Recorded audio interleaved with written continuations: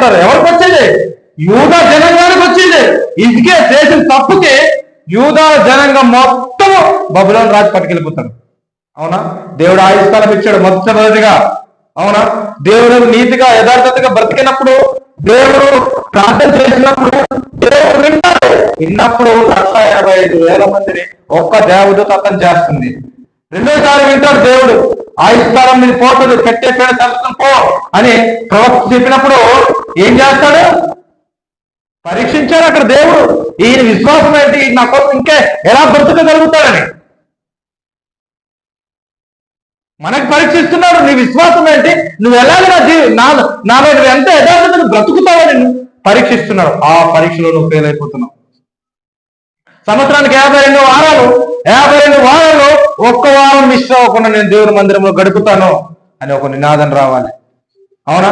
నెలకు 2 సార్లు 3 సార్లు దేవుని పరిచయం చేస్తాను, చేయలేదా? సువార్త చేస్తాను అని ఒక ఆలోచన కలిగి నువ్వు రావాలి. అప్పుడే నీ ప్రార్థన దేవుడు అంటాడు, నిన్ను హెచ్చుగా నిన్ను ఉంచుతాడు. అంతేగాని ఇసుకే చూసావా, కృతజ్ఞత లేకుండా అయిపోయిన ఆడు చేసిన తప్పుకి ఎవరు అనుభవిస్తున్నారు ఇప్పుడు?